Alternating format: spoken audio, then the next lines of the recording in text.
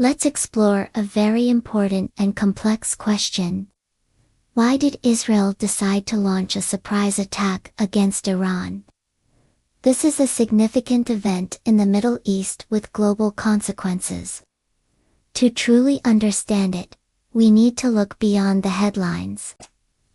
There isn't just one simple answer. Instead, we will investigate two main reasons behind this major military action. The first and most obvious reason is the one you hear about most often: the nuclear threat. For many years, Israel and other world powers have been worried about Iran's nuclear program. They fear that Iran is secretly trying to build a nuclear weapon, a bomb of immense power. Israel considers a nuclear-armed Iran to be a direct threat to its existence, making this a top security concern. But there is a second, deeper reason that is just as important. This reason goes beyond military targets and into the heart of Iranian society.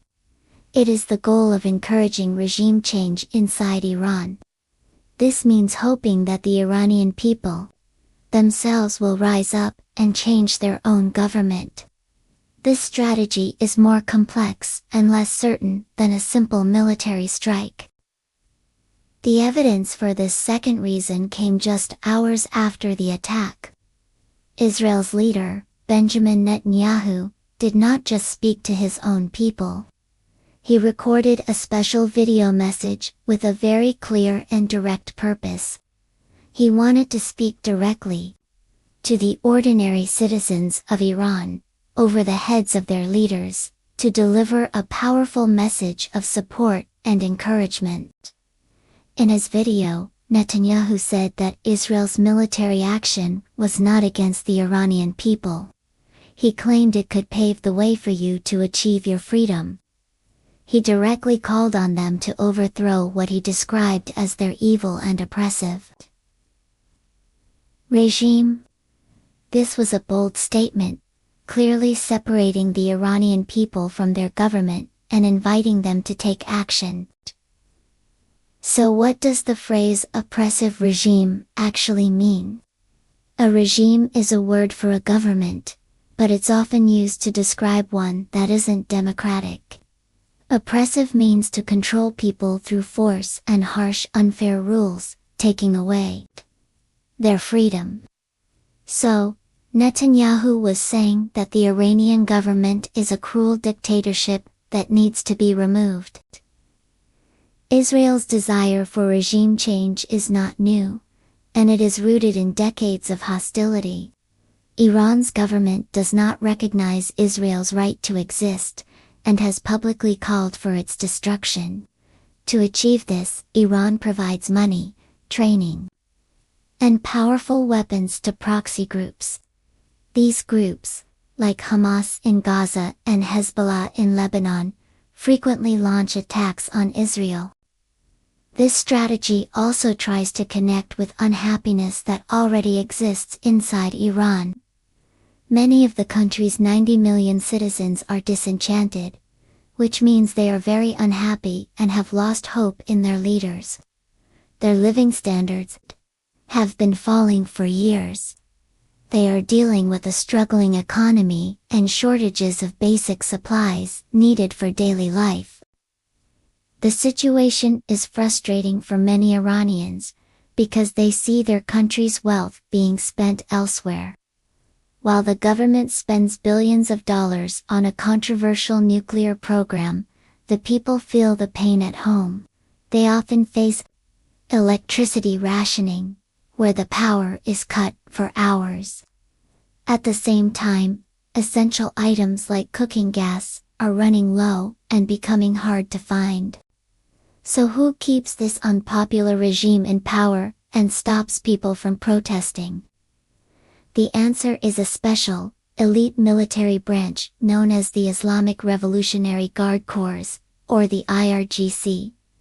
The IRGC is not part of the regular army. They are a separate force created to be extremely loyal to the supreme leader. Their main job is to protect the regime from all threats, both foreign and domestic.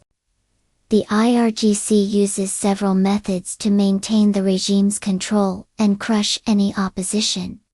Their power is felt everywhere in Iranian society. They operate a vast domestic surveillance network, watching citizens and listening to their conversations. They use intimidation and a force of secret police to frighten people into silence. This powerful force is what stops most Iranians from speaking out or protesting. Understanding the role of the IRGC makes Israel's military strategy much clearer. The Israeli attacks were very precise and carefully targeted. They did not launch a broad attack against all of Iran's military.